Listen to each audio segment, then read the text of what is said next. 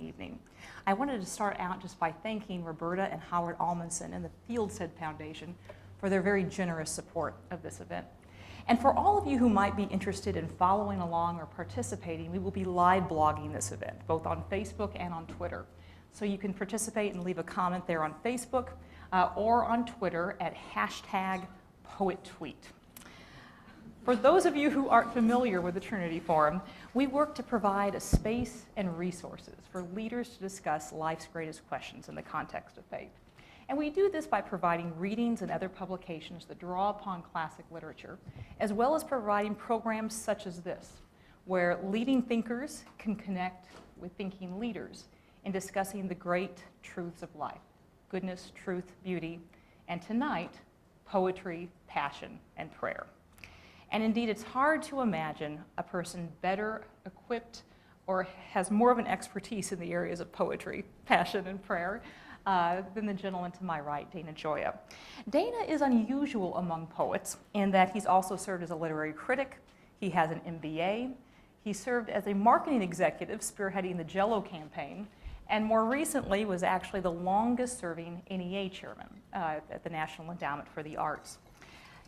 He's unique in that as a poet, he already has 4 different poetry collections, including Daily Horoscope, The Gods of Winter, which won the 1992 Poets Prize, Interrogations at Noon, which won the 2002 National Book Award, and now, just recently, his latest collection, Pity the Beautiful, which he'll be reading from this evening.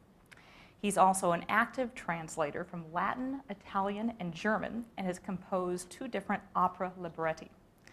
As a critic and an author, his essay, Can Poetry Matter?, which was published in the Atlantic Monthly in 1991, generated such a huge response that it was actually unparalleled in terms of the response it engendered until just a couple of years ago when some article came out urging single women to settle when they marry. But for almost 20 years, held the title. First 150 years, I held the title.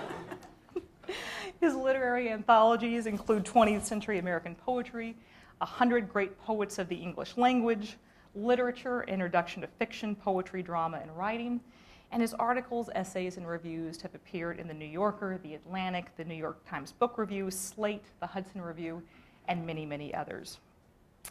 As the longest-serving chairman of the National Endowment for the Arts, he was appointed by the president and twice unanimously confirmed by the Senate for that role, and succeeded in strengthening support for a previously as well as a subsequently embattled agency. In fact, Business Week termed him the man who saved the NEA. And certainly it wasn't, not at all an exaggeration. During his 8 years there, he established the Shakespeare in American Communities program, established Operation Homecoming to provide a voice for veterans returning from the wars to articulate their experience, developed the NEA Jazz Masters program, started Poetry Out Loud, which was a national recitation contest involving more than 150,000 high school students, as well as launching 2 seminal studies, Reading at Risk and To Read or Not to Read. He also founded the largest literary program in the history of the government, the Big Read, and in his few short years at the NEA convinced over 400 communities to hold month-long celebrations of literature. Since leaving the NEA, Dana has divided his time between writing poetry and serving as a professor at the USC, holding the Judge Whitney Chair, a chair created just for him. And during all that time also managed to pick up 10 different honorary doctorates. He is also, I am very proud to say, a senior fellow of the Trinity Forum. Dana, welcome. Good to be back.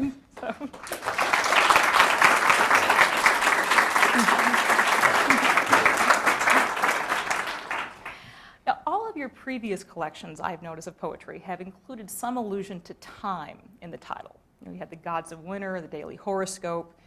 This is the first poetry collection to not include an explicit reference to time. Were you focusing on different themes in this collection, or was it just time to do so? Well, you know, the other titles were just the titles that, you know, basically suggested themselves. And then after I got 3 of them that all had time in it, people began pointing this out and then say, well, your 4th book has got to have something with time in it. But it's, you know, and I did my best. But it just seemed to me sort of silly to be confined by some petty, consistency that you had before, and I actually think that the largest topic, both in the American arts, and I would even say for people of faith at the moment, is beauty. When our culture lost its understanding and conviction that not only beauty exists, but beauty matters, and that beauty is a conveyance of essential truths, the culture went bad. And so there's a little bit of that going through, through the title poem. It just struck me as kind of a catchy title. It's not a profound statement on aesthetics, though I think it's probably a fairly true statement about life. You want to do the title poem? Sure. I wanted to write a poem that was as transparent as a pop song, but that was still a good poem. And I also wanted to write a poem that was made out of the kind of language people really use. I have slang from my dad's generation, from my generation, and slang that I hear my kids use. And the poem goes like this: Pity the beautiful. Pity the beautiful, the dolls and the dishes, the babes with big daddies granting their wishes. Pity the pretty boys, the hunks and Apollos, the golden lads whom success always follows, the hotties, the knockouts, the 10s out of 10, the drop-dead gorgeous, the great leading men. Pity the faded, the bloated, the blousy, the paunchy Adonis whose luck's turned lousy. Pity the gods, no longer divine. Pity the night, the stars lose their shine. Probably not a typical Trinity Forum poem, but anyway, that's. But I was just I let the poems dictate it. See, I'm the worst possible poet. I mean, one of the people on the board of First Things is tonight, and I'm any editor's nightmare, because I hate to write something if I don't feel the impulse is really there true. So I may wait years to finish a poem. I'll get halfway through it, and I don't know where it goes, and I have to wait for the muse to guide me. And so this book was largely dictated by impulses I thought were genuine. Because you can sort of manufacture art, but art is actually something one discovers. Beauty is something one does not manufacture, one participates in, one discovers, one has the blessing to witness. One of the things I noticed in your new collection is you start out with a quote from Antonio Machado, which, as translated, says, "Traveler, there is no road. The road is made by walking." And then you follow that up with a poem entitled "The Road," which basically describes a bewildered traveler who felt he had missed his life by being far too busy looking for it. That describes everybody in Washington, I think. I mean, we're so locked into just getting what we have to get done day by day by day. We sort of we sort of stumble down the road rather than choose it. I mean, the road is, if you look at Western poetry, the metaphor of the road is the central Western metaphor for life. I mean, time is a river, but the life we choose is a road. And and it goes from Dante, "Nel mezzo del cammin di nostra vita mi ritrovai per una selva oscura." Midway, on the road of life, I found myself in a dark wood. To Robert Frost, two roads, and this is a kind of thing, and Machado uses it. And what Machado says is that, it's not even you see different paths in the yellow wood the way Frost does. It's not that you're getting lost on a well-traveled road the way that Dante talks about it, but actually, the road that you make by walking. You don't really see the road until you look back, and even when you look back, Machado points out, you can't go back. If you go back, it's a different road. And so, I think of it, as our life is a pilgrimage. It is a pilgrimage, towards both self-discovery and self-realization. And so, actually, that metaphor goes to a number of the poems of the book. This collection seems especially rich with spiritual imagery. Well, the book is more overtly Catholic and Christian, and it's just because that's I think when I was younger, although that was there, I didn't have the forms in which they naturally express themselves. I think as you get older, you begin to discover that. I think actually leaving Washington, being in Washington and leaving Washington was good for me as a poet. How so? Because this is the city of man, and I realized that I belong. I don't know if I belong, but I want to be in the city of God. And if you go back to Augustine, Augustine said that there are two worlds that we coexist in. One is the city of man. We all know Washington is the perfect embodiment of the city of man. It's the city of power, of material rank, of wealth, and it's done by basically the rules of mankind. But the city of God is this invisible city in which you coexist, in which you try to live by the rules of God, which is and you join it electively. I mean, it remains invisible until you choose to become a citizen. But once you do that, you realize that they bring you in very different ways. And Washington, D.C., I think it's a very difficult city for a writer. I mean, this is me whining, perhaps. All poets love to whine. In fact, this is it's that you're here and the daily power struggles in Washington are so entertaining, so absorbing that you could spend all your energy doing it. But I felt that I needed distance, and once you get distance, it gives you a sense of like, why do you make the decisions you do? So a lot of the poems in this book are about the decisions people make and the consequences of those decisions. I mean, even the central poem, which is sort of a ghost story wrapped up in a love story, at the very end of it, you realize it's neither a ghost story nor a love story. It's a book about religious self-discovery. One of the recurring themes in your poems also seems to be the power of words. One of my favorite poems of yours, which is entitled Words from Interrogations at Noon, has the line, "To see a red stone is less than to see it as jasper." To name is to know and remember. And you have some beautiful lines in your poem, "The lunatic, the lover, and the poet." You write, "We weave the fabric of our own existence out of words, and the right story tells us who we are." What is it about words themselves that enables us to weave the fabric of life from them? Once again, this is a big central issue. If a lot of people here would have gone to college in the 90s and the early 20th century when postmodernism, which is now really crumbling before our eyes, thank goodness, held sway. And one of the things that postmodernism said is that there's no objective truth. There's only interpretations, rival interpretations, all of which are just trying to get power. And that language itself signifies nothing. Language is a self-referential system that only refers to other words. And like most bad philosophies, there's an element of truth in that. There's an element of truth that there's a self-referential quality of language. But you've got to believe, I think, and I can describe someone that you've never seen. I can have 4 people walk in the room and you'll recognize the person I'm describing. I can describe a place you've never been to. I can give you directions someplace and you'll recognize it from the words alone. So there is obviously some correspondence between language and reality. And the social purpose of writers is to make language more exact, more precise, not more vague and imprecise. And so it seems to me that's the central work of the poet, basically to sing the songs and tell the stories of the tribe in language that is memorable, beautiful, and true.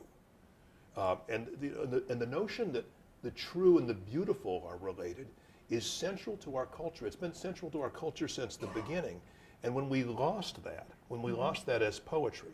So that's what's behind it, which is the notion that there should be a correspondence between the words we use and the reality we experience. And this is actually what makes language something that's not private, but communal, that's civic, ultimately political and cultural. Now, if you take it one step further, which is stories. Just think back on your own lives. When you meet somebody and you ask them, tell me about where you're from and things like that. I always ask people questions so that they tell me something about their story, and you can tell right away whether the person you're meeting is unhappy, is spiritually unhealthy. The story that you tell about your life is the story that you're currently living, and so living a life is almost by definition a literary endeavor. You have been living a story, and you have to imagine your own future, which calls you into it. There's a reason I think that Jesus, at least to my knowledge, never really once practiced theology.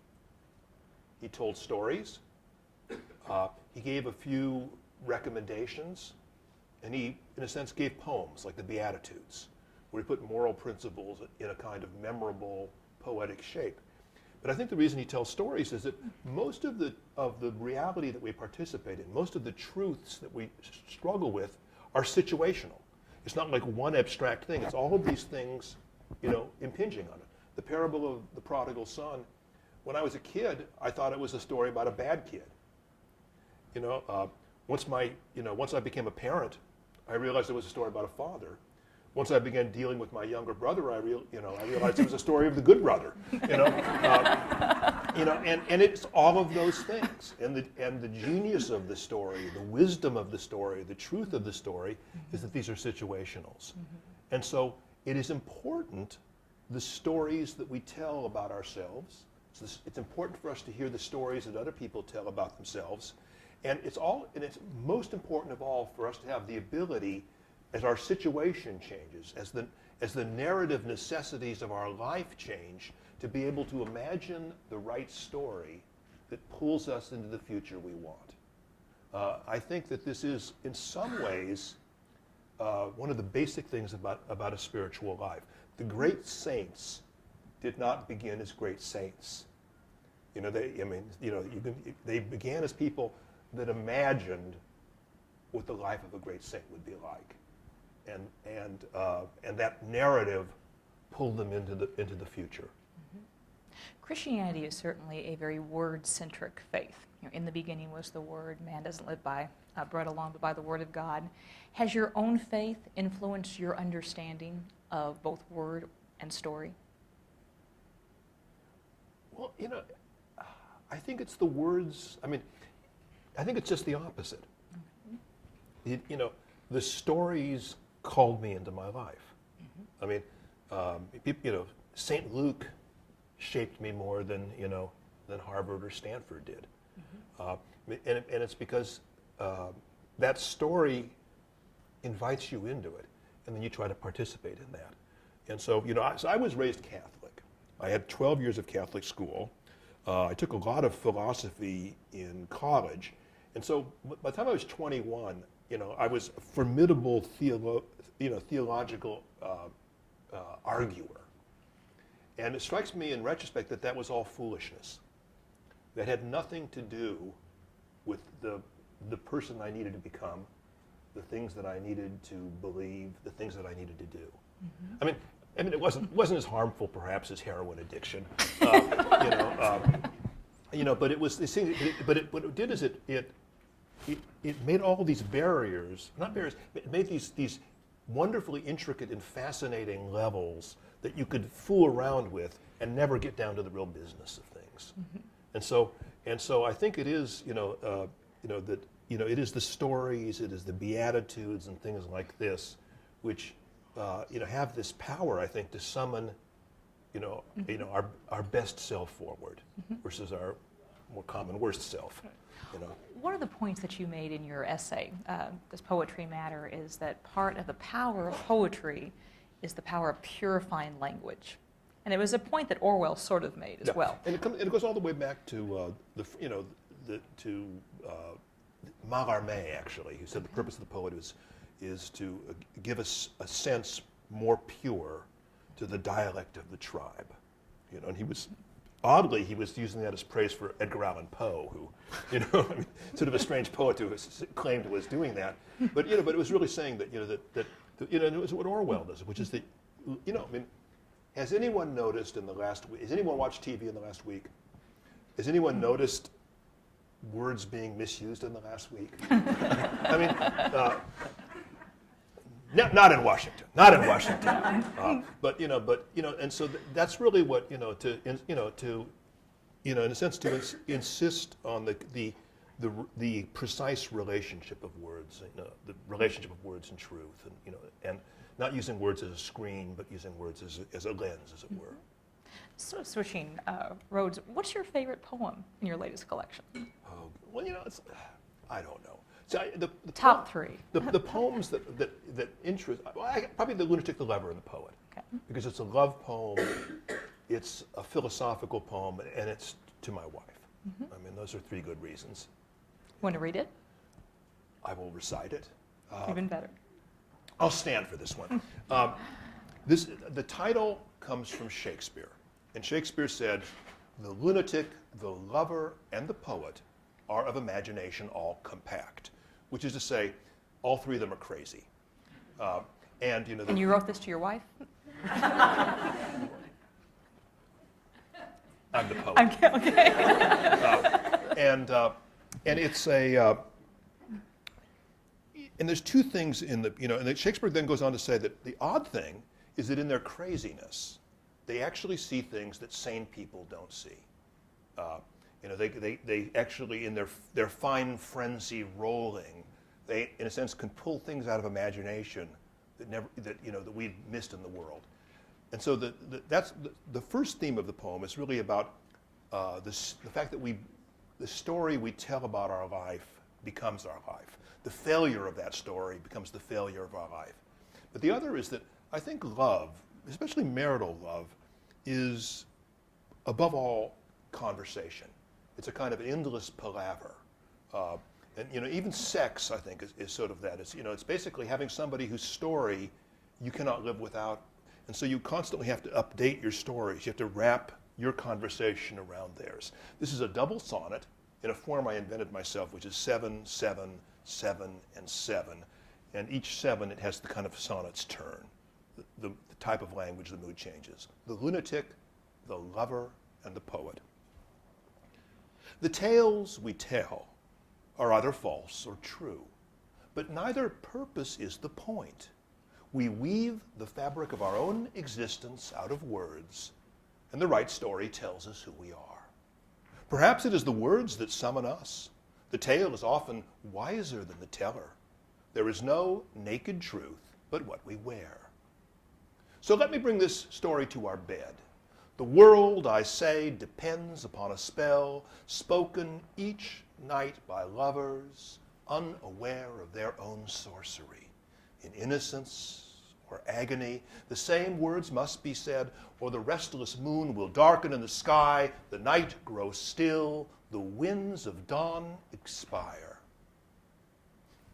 And if I'm wrong, it cannot be by much. We know our own existence came from touch, the new soul summoned into life by lust. And love's shy tongue awakens in such fire, flesh on flesh and midnight whispering, as if the only purpose of desire were to explore its infinite unfolding. And so, my love, we are two lunatics, secretaries to the wordless moon, lying awake together or apart, transcribing every touch or aching absence into our endless, intimate palaver, body to body, naked to the night, apparelled only in our utterance.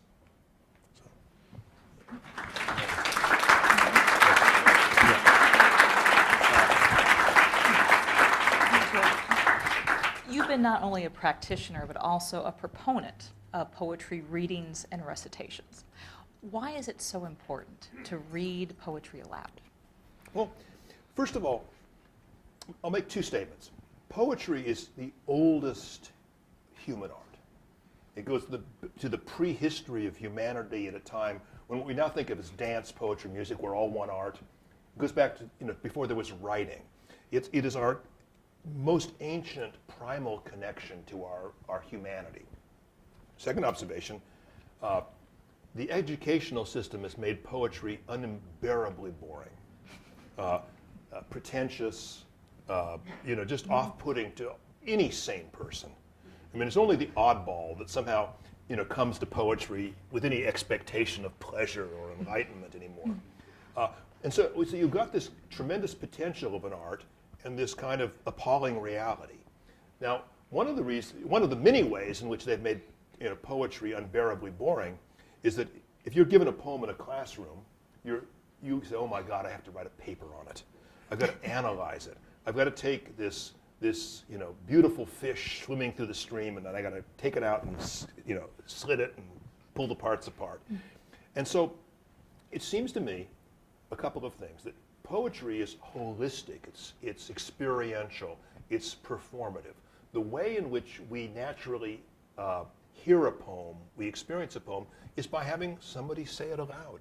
That's where it becomes alive. That's where it goes back into the stream, and you see the trout catching the sunlight and swimming just out of distance. And maybe is best experienced as something that we don't catch, something that we simply witness the splendor of. And so, when I was chairman of the NEA, one of the things, the main reason I took that thankless job was that everywhere I went in the United States and I did a talk, and I would do a Q&A afterwards, somebody would stand up and say, in my school, in my daughter's school, in my grandchild's school, in the school in which I teach, they've canceled the arts education programs. All over the United States, they've dismantled arts education as one of the components of public education, which means that you have a whole generation of Americans, and it's not simply about growing up without the appreciation of arts. Arts education actually awakens something in people that makes them better in whatever they do. It's one of the, if you look at this, you've got the doorway where you can be an A student, you can be a student leader, or you can be an athlete. And otherwise, you fail in school. Those are the doorways. And if you can't get crammed in one of those doorways, there's no way forward. There's no community for you in the school. There's no acknowledgement of your excellence in those schools. Arts opens up the possibilities to a whole bunch of other kids.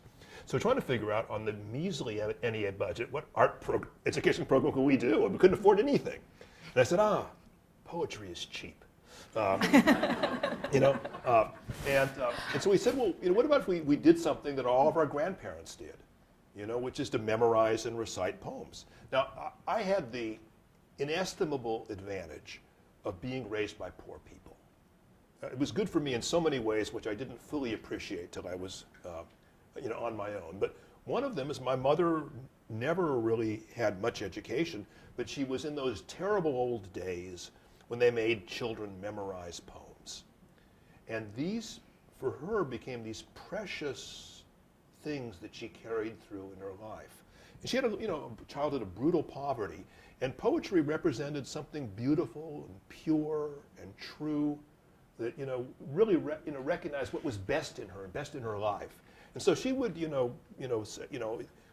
recite these poems. And one of her favorites was many and many a year ago in a kingdom by the sea, and a maiden there lived whom you may know by the name of Annabel Lee.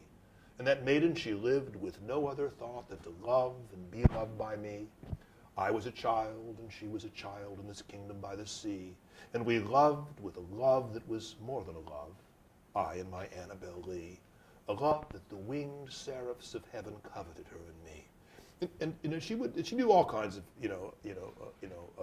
other things. I mean, one of her favorite things was this little excerpt from Ogden Nash. When called by a panther, don't answer. And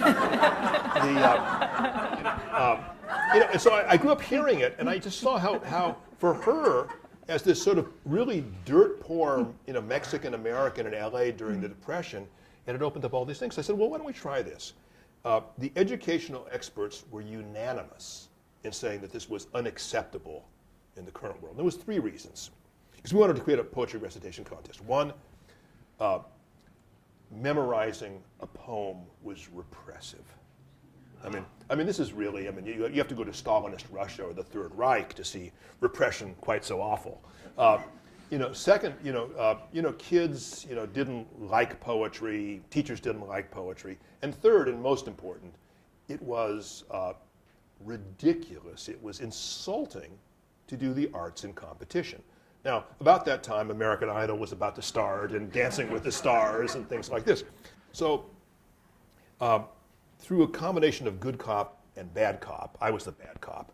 I said, well, I got all this money. It wasn't that much.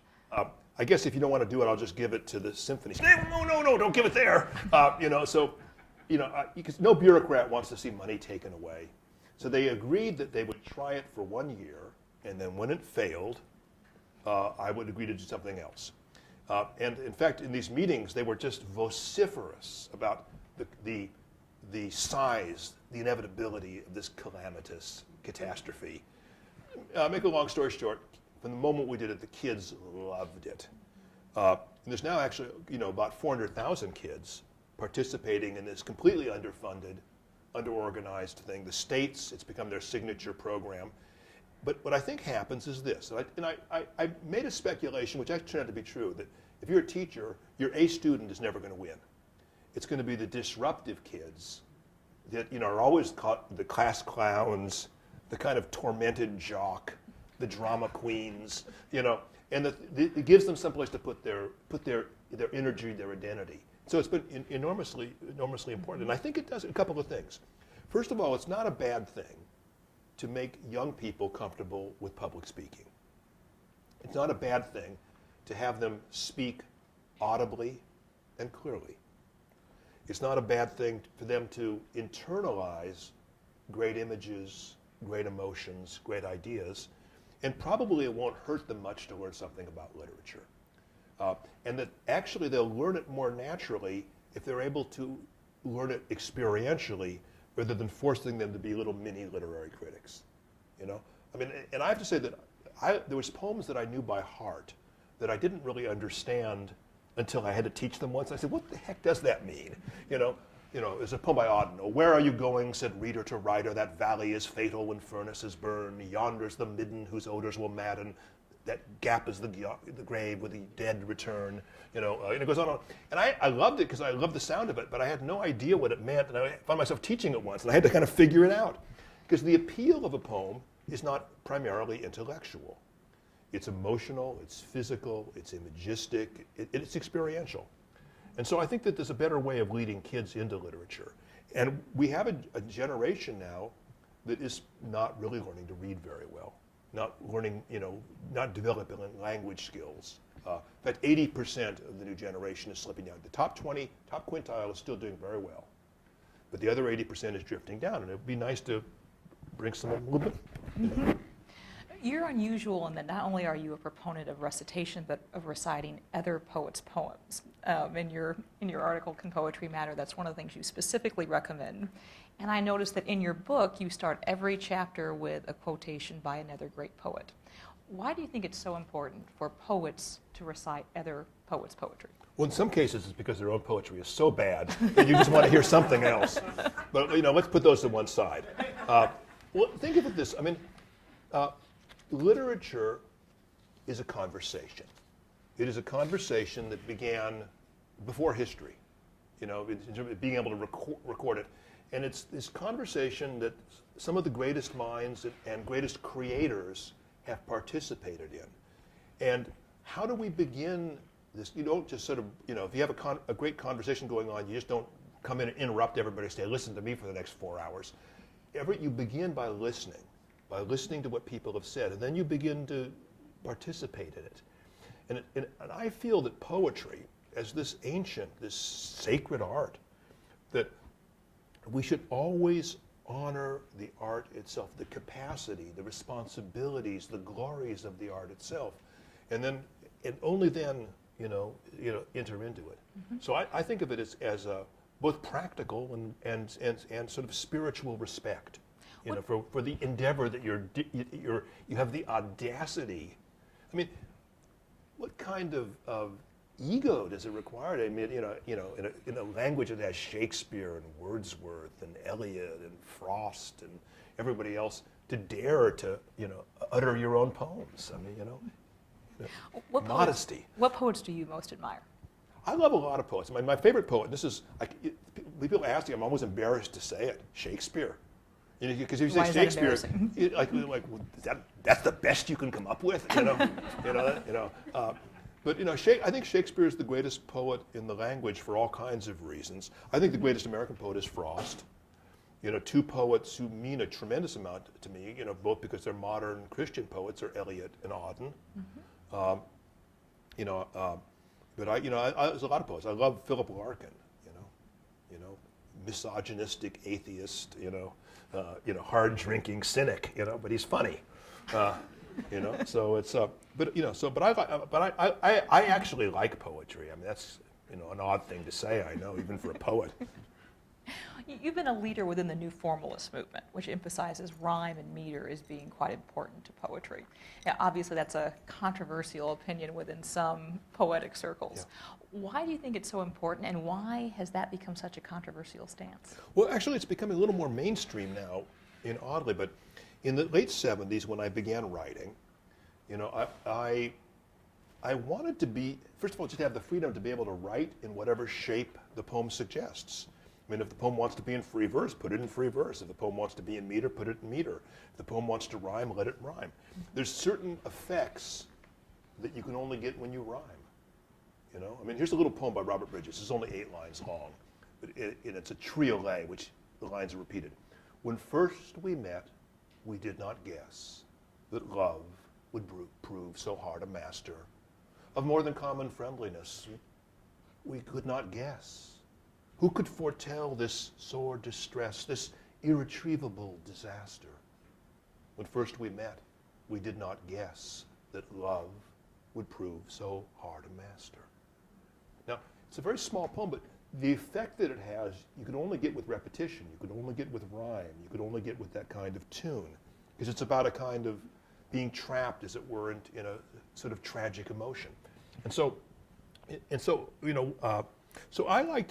I wanted to use meter and rhyme, which I do in about 2/3 of my poems, because I wanted the musical effects. I wanted the physical. I mean, I think the physical rhythm of poetry is part of its power. When you write poems for the eyebrows up, they're pale and weak little things. It's got there's a physicality in poetry. There's some things you can only communicate through the rhythm and the physical sounds of the words, and also the average person, I think, likes to have a tune, likes to have meter, likes to have rhyme. They like to know the rules by which a poem proceeds. Now, I was attacked by saying that rhyme was elitist.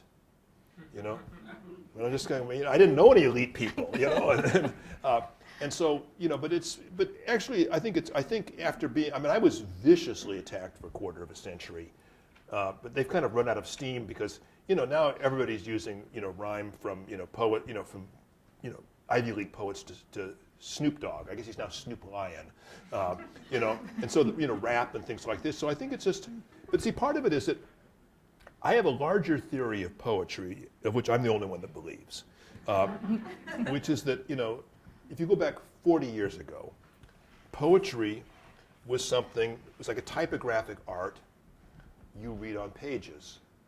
I think the way our culture is moving, through radio and recording and cell phones and YouTubes and poetry readings and things like this, I think literary language has become more spoken.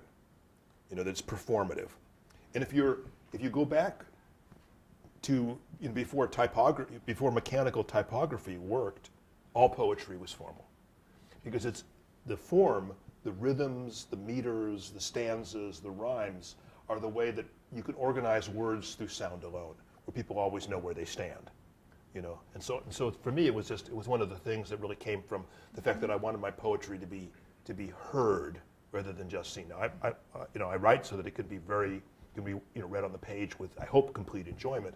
But it really, it's like music. It cries out to be sung, to be belted out like some old nightclub crooner.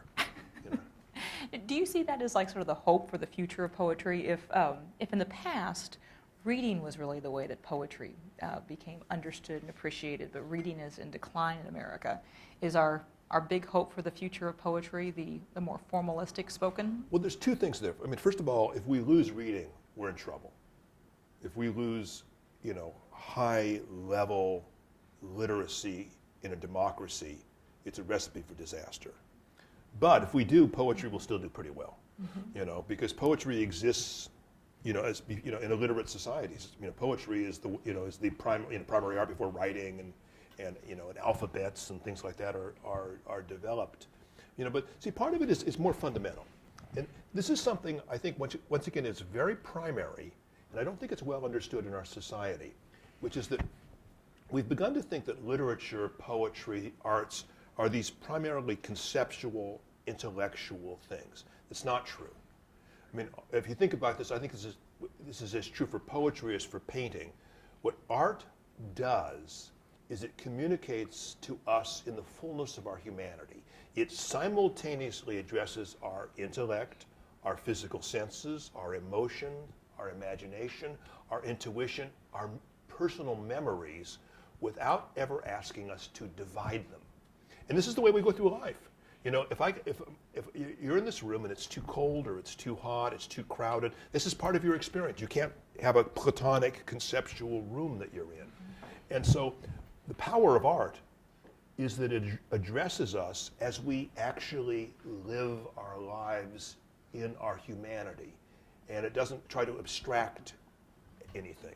And that's why when we lose art as people of faith, when we lose art in our culture, we do not have the full means of speaking to people in the world. We lose one of the most important ways in which any truth, anything can be said in a way that truly affects people and they remember. One of the few places where the more average American can encounter a poetry outside of the academy is in the Bible, where the Psalms, there's poetry throughout the Bible. So one would think that people of faith might have a greater readiness to be appreciative. Well, so I don't think a lot of people of faith fully really think that God knew what he was doing. That somebody has to come and improve on it, clear it out. He just was so confusing, And so I think that, but I think when people lose the habit of reading the Bible aloud, I think we lose that.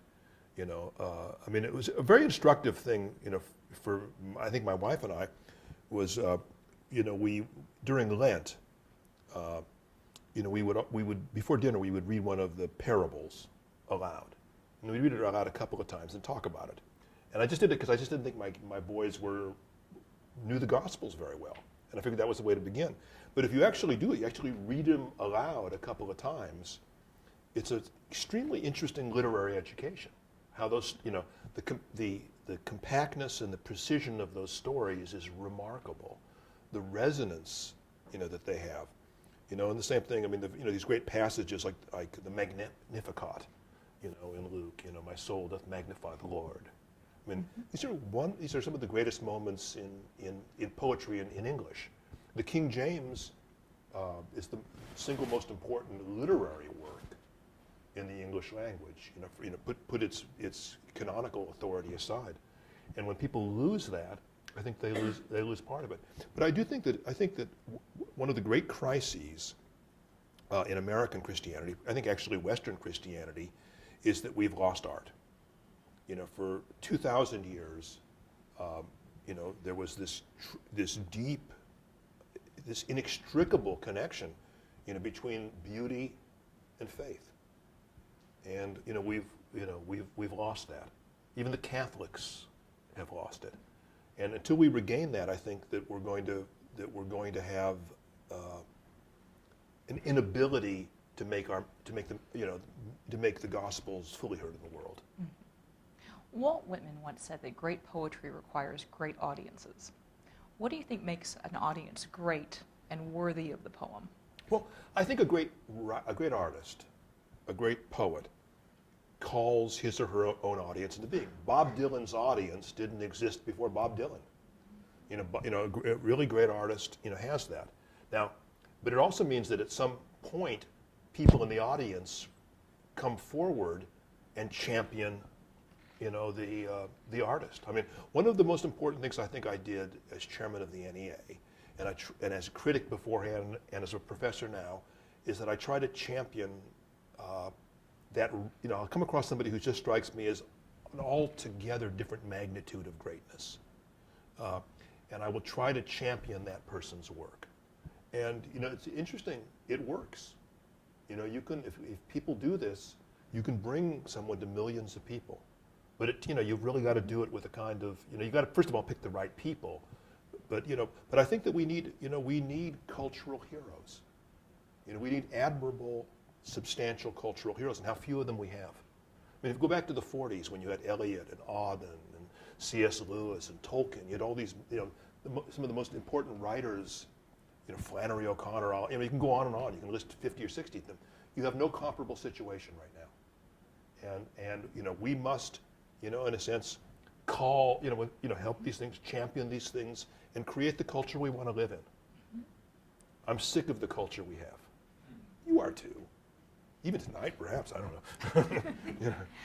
We're going to open up the floor to questions, but before we do that, I wondered if there were a couple of poems from your latest collection that you'd like to recite. I'll do maybe 2 or 3. Okay. There's those of you, if you've been to the Southwest or Latin America, there's a thing called santos. It's a tradition of carving religious images out of wood. And some of them were made for rural churches, some of them were made for the little home altars, that were there.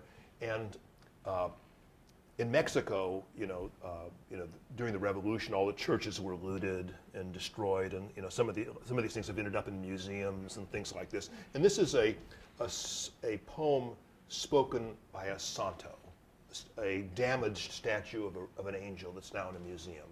And it's sort of about what happens to a work of art that's created for worship, but is now used just simply as an object of aesthetic contemplation. It's called The Angel with the Broken Wing. So, I know it by heart, but if I put my finger on the poem, I don't miss any words. I don't have to look at it. Somehow, I am the angel with the broken wing, the one large statue in this quiet room. The staff finds me too fierce, and so they shut faith's ardor in this air-conditioned tomb. The docents praise my elegant design above the chatter of the gallery. Perhaps I am a masterpiece of sorts, the perfect emblem of futility. Mendoza carved me for a country church. His name's forgotten now, except by me. I stood beside the gilded altar where the hopeless offered God their misery. I heard their women whispering at my feet, prayers for the lost, the dying and the dead. Their candles stretched my shadow up the wall, and I became the hunger that they fed. I lost my left wing in the revolution. Even a saint can savor irony. When troops were sent to vandalize the chapel, they hit me once, almost apologetically. For even the godless feel something in a church, a twinge of hope, fear, who knows what it is, a trembling unaccounted by their laws, an ancient memory that they can't dismiss. There is so much I must tell God. The howling of the damned can't reach so high, but I stand here like a dead thing nailed to a perch, a crippled saint against a painted sky. Let me write, this is a poem we do a free verse poem, just to let you know I write those. This is a poem that I don't think needs any explanation. The title should say everything. It's called Finding a Box of Family Letters. Don't follow it on the page, just listen. But just make it part of, don't make it homework. Just make it part of life's, infinite pageant. The dead say little in their letters. They haven't said before. We find no secrets, and yet how different every sentence sounds heard across the years. My father breaks my heart simply by being so young and handsome. He's half my age, with jet black hair. Look at him in his Navy uniform, grinning beside his dive bomber. "Come back, Dad," I want to shout. He says he misses all of us, though I haven't yet been born. He writes from places I never knew he saw, and every one he mentions now is dead. There is a large, long photograph curled like a diploma. A banquet 60 years ago. My parents sit uncomfortably among dark-suited strangers. The mildewed paper reeks of regret. I wonder what tune the band was playing just out of frame as the photographer arranged your smiles. A waltz, a foxtrot. Get out there on the floor and dance. You don't have forever. What does it cost to send a postcard to the underworld? I'll buy a penny stamp from World War II and mail it downtown at the old post office just as the courthouse clock strikes 12. Surely the ghost of some postal worker still makes his nightly rounds, his routine too tedious for him to notice when it ended. He works so slowly, he moves back in time, carrying our dead letters to their lost addresses. It's silly to get sentimental, but isn't it equally simple-minded to miss the special expertise of the departed in clarifying our long-term plans? They never let us forget that the line between them and us is only temporary. Get out there on the floor and dance, the letters shout, adding, love always, can't wait to get home, and soon we will be. See you there. Let me do one more. Let's see what. Is there, do you have a request, or should I? The 7 deadly sins. 7 deadly sins. Okay. Okay, this is one. I imagine a guy going in with the 7 deadly sins to a really lousy diner, and there's really one sin that the deadliest of the sins is the one who's narrating the poem, and he's just talking to this guy. The 7 deadly sins. Forget about the other 6, says pride. They're only using you. Admittedly, lust is a looker, but you could do better. And why do they keep bringing us to this cheesy dive? The food's so bad that even gluttony can't finish his meal. Notice how avarice keeps refilling his glass whenever he thinks you're not looking, while envy eyes your plate. Hell, we're not even done, and anger is already arguing about the bill. I'm the only one who ever leaves a decent tip. Let them all go, the losers. It's a relief to see Sloth's fat ass go out the door. But stick around. I have a story that not everyone appreciates about the special satisfaction of staying on board as the last grubby lifeboat pushes away. You know, so anyway.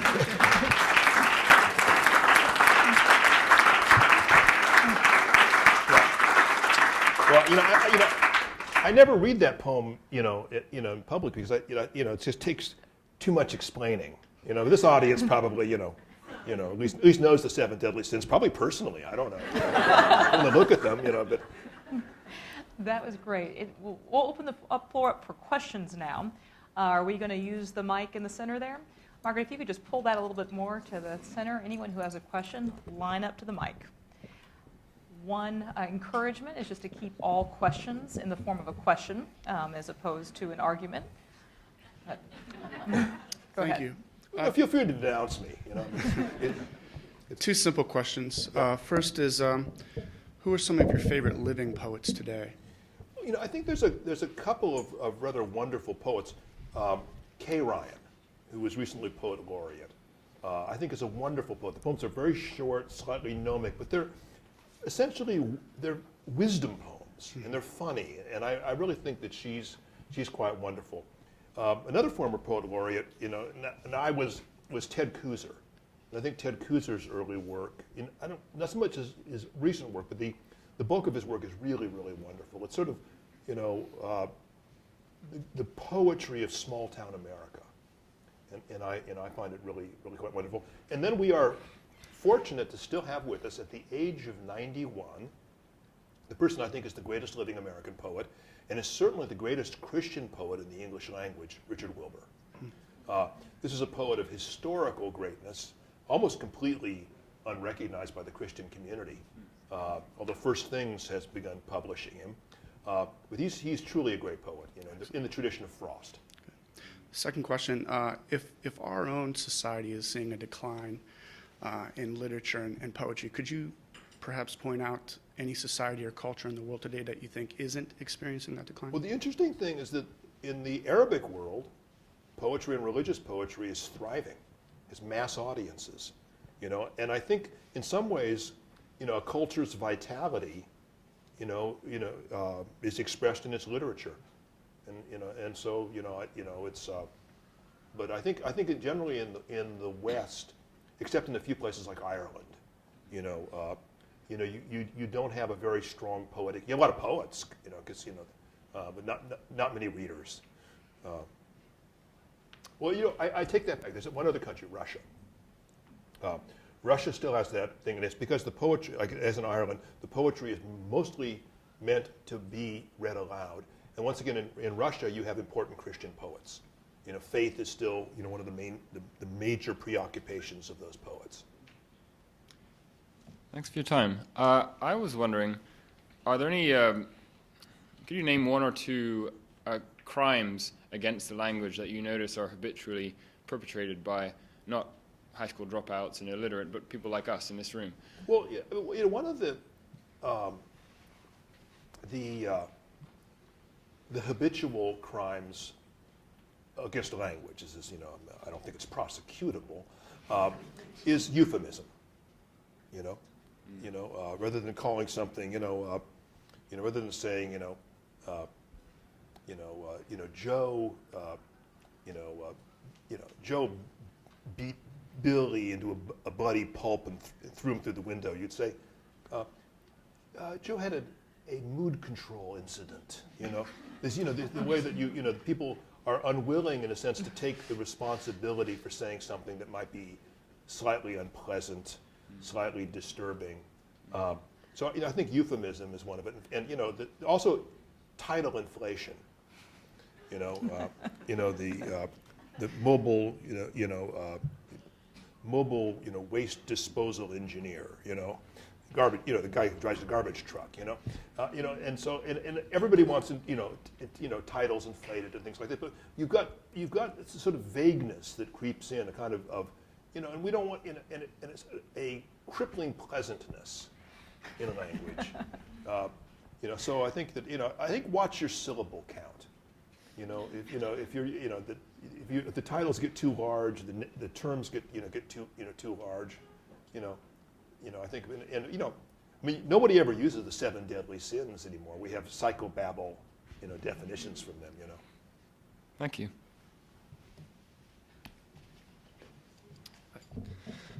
I heard it said once or read somewhere that William Blake could have been a great poet or was a great poet without a great theme. Unlike Homer, who had Troy and Odysseus, or Dante or Chaucer, or any number of people who really identify them closely with that one great cultural event or sort of epic moment, whether they were epic or not.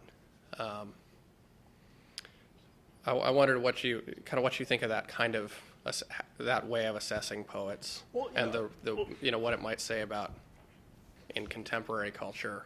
What's what are the themes, and who's the poet? Yeah. Well, let's talk about Blake for a second, because I think Blake is exemplary.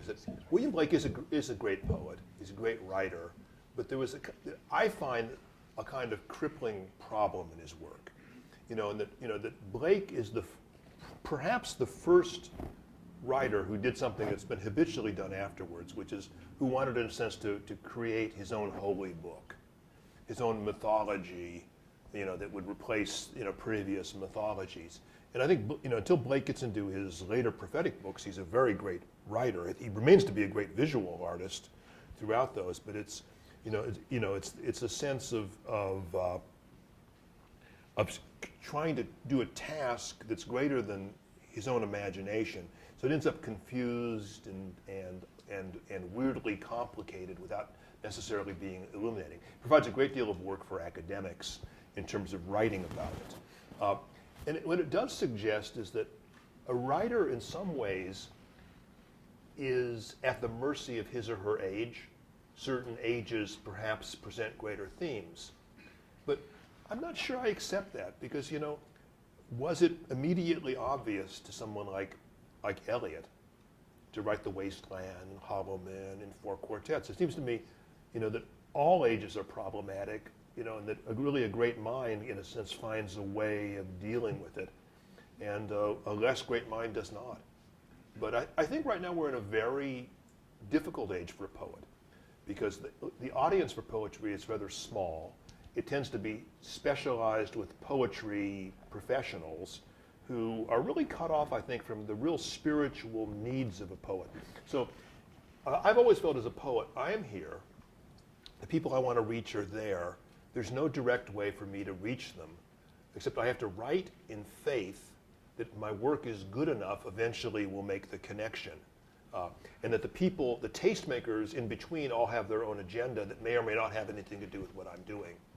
But I think that I think if a serious writer basically writes despite, you know, the problems, and if you're good enough, you know, you actually create that. I mean Dante wrote the greatest poem in the Western tradition as an exile from Florence, from his family, with almost no money, living off charity under terrible conditions. But he took that terrible fate and he turned it into a kind of the finest articulation of the Christian worldview, you know, in the West, poetically. Can you write to create an audience, or does it have to be kind of a if you build it, they will come? Well, I've lived my life believing that. And not just but part of it is that I don't believe it's just about me. You know, I mean, I've created writers' conferences and helped sustain presses because, you know, I believe in the city of God. I believe that we have to create spaces in our society, in our culture, in which we live our values. You know, by different professions, it's different values, but to put together exemplary communities, and we practice the art that we love in the way that we love, and we treat people in a way that is true to both art and true to our faith. You know, and people, you know, reporters will ask me, I've created this thing which is the largest annual poetry conference in the United States. And they'll say, well, what was your model? And I tell them St. Augustine, and they don't know what to say. You know, it's not an acceptable answer. So it never makes it into the final copy. But you do that. You create the communities, and it's not a community just about you. It's a community about the things that you believe in. And so, you know, I think I tried to run the NEA that way, to run it in a way that it was always true. That wasn't true to sectarian values, but true to the values of democracy and the principles of art. And if I was doing something that was neither democratic or neither true to what really art should be at its best, then I knew I was doing the wrong thing. And one hopes that out of that comes a slightly better culture. Thank you. In the summer, I think it was, you were in New York at the Mobia with the Von Hildebrand Legacy Project. Yeah. And there, I was really encouraged when you said that you were defining beauty, and you said that it's not necessarily the pretty, and it's that which arrests, that makes us stop, think, and hopefully move toward knowing. So this is rather a personal question, because you also said here today that if reading doesn't start early, then there's not enough stories to also inform the growth of the person. And I know you're a big champion of education, so maybe you can help me with this problem, or what I see as a problem. I have a 7-year-old who from a very early age has been really fascinated with macabre, creepy things. And now he's a very boy. I don't know what to make of it. We have no TV in the house. We're doing our best. And I got a call from the school. I had given him $10 because I didn't have change for the book fair.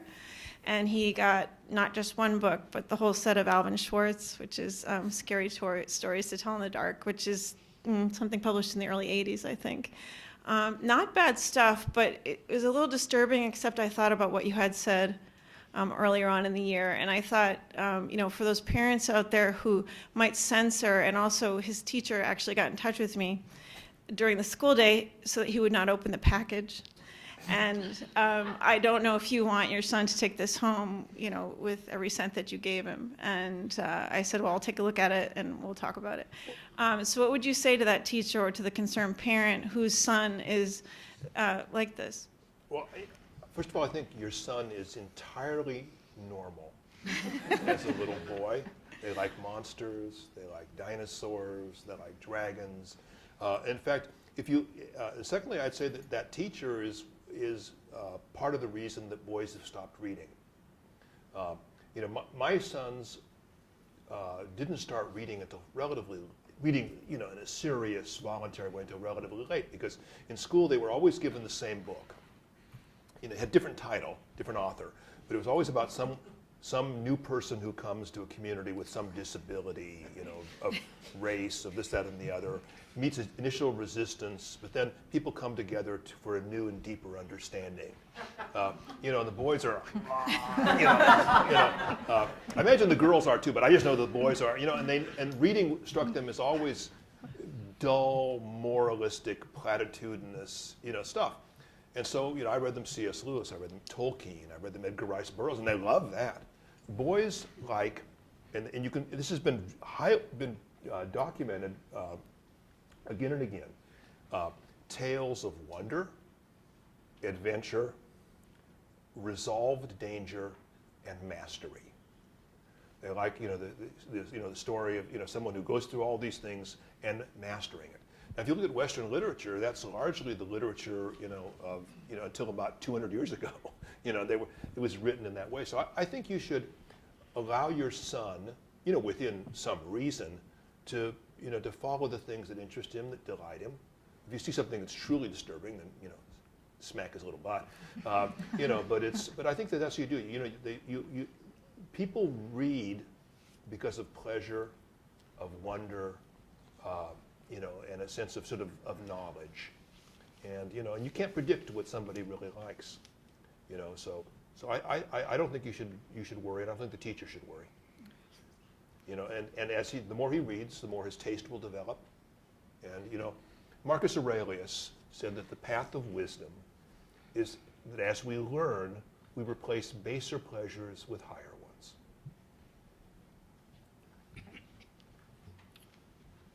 I believe you said there's no objective truth. Yet No, I did not say that. I said No, I didn't know. postmodernism would have us believe there is no objective truth. I believe in objective truth. No, you believe in objective truth. Yes, I do. Now, it's difficult for us to figure it out a lot of times, but I think that it's a great disservice, that the last 20 years in most of the humanities and social sciences was an attack on the very idea of objectivity, the very idea of truth. Yeah, well, I don't know what my question. Well, I'll try and That's good anyway. rephrase. If you don't believe in objective, well, let's assume, let me put it this way. I have a problem, and how can you help me? Because I don't believe in objective truth. And yet the majority of Christian religions are so sure of themselves about a vast variety of different things, doctrines and things. And this I find disconcerting, and I wonder if you could say something to help a person like me. Thanks. I know what you're saying, and I actually share that concern too, which is a kind of narrow and intolerant, version of your truth, and trying to force fit it on other things. It's sort of funny, and I do not offer myself as a theologian. I do not offer myself as a moral example. But the older I get, the less concerned I am with fine points of doctrinal understanding, of doctrinal statement, and the more concerned I am of living basic Christian values of love, of humility, of patience, of fortitude, of prudence. And I think that, that is it's the fruits of Christianity versus the small doctrinal points that are the things that are most important. And I think those are the things that are compelling to people. I think that's why people come to faith or come back to faith, because they don't experience those elsewhere in the world.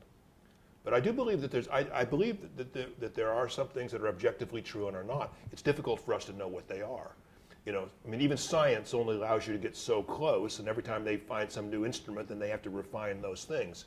But when you give up the struggle towards truth, then I think that you're in trouble. You sort of say, well, there's no truth, so let's just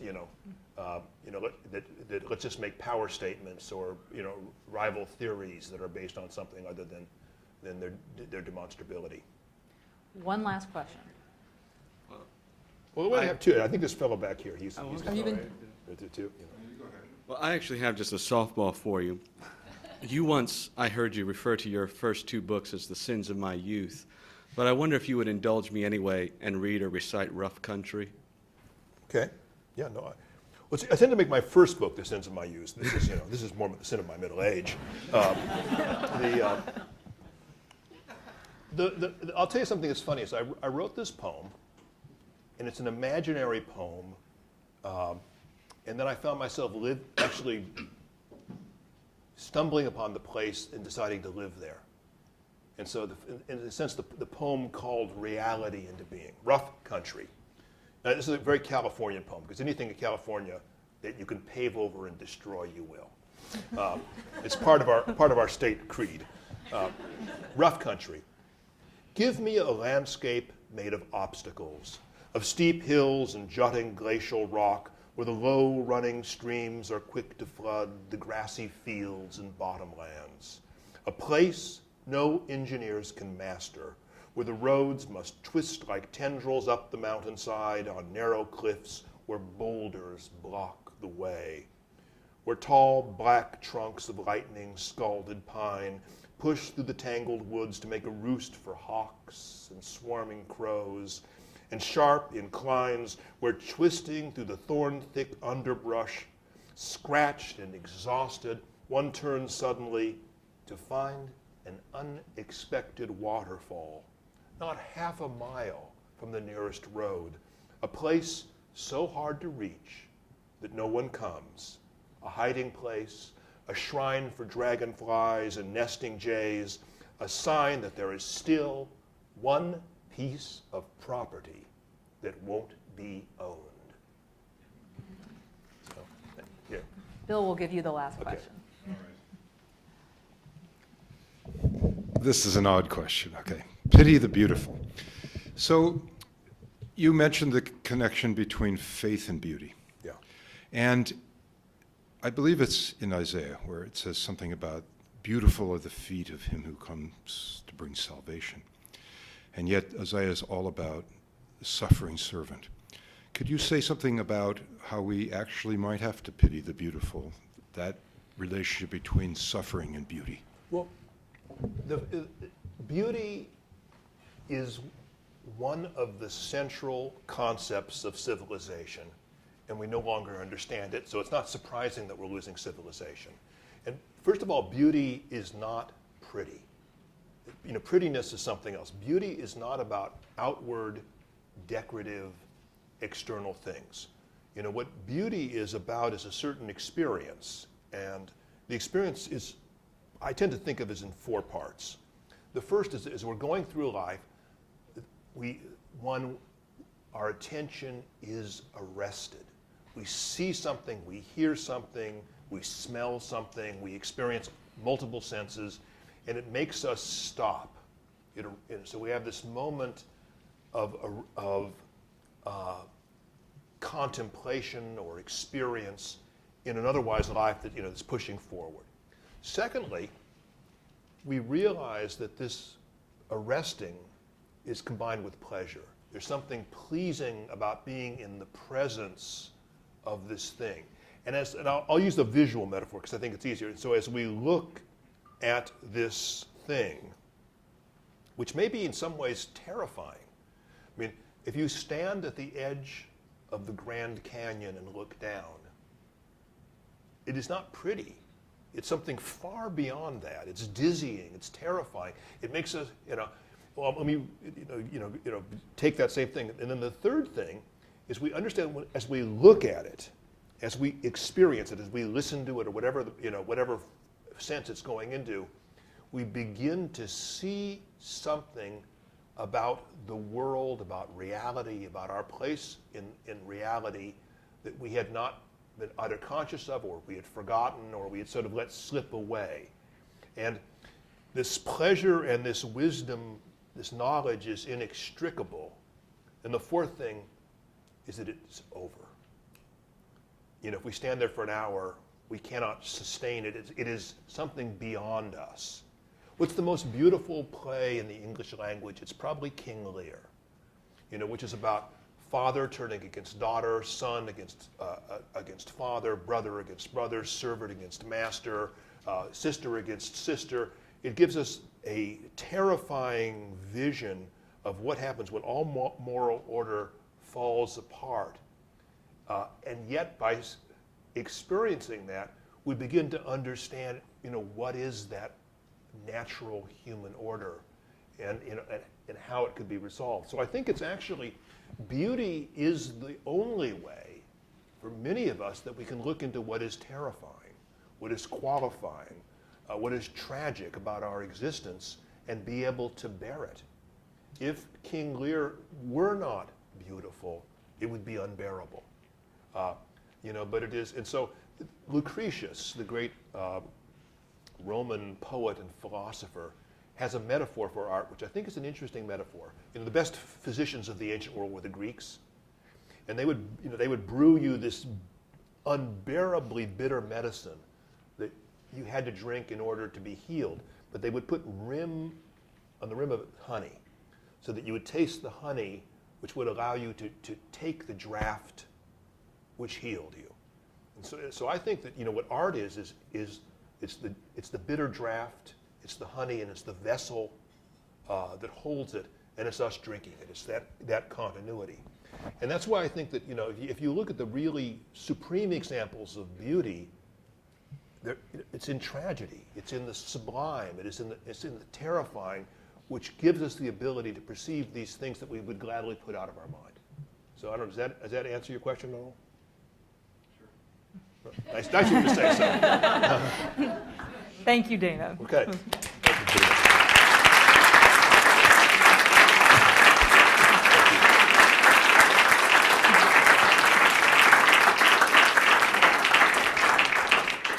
Dana will be here for a few minutes afterwards. All of us at the Trinity Forum would commend his book. Well, I promised to read a poem for somebody. It's only 6 lines long, okay. So it's not much. But we might as well end with this.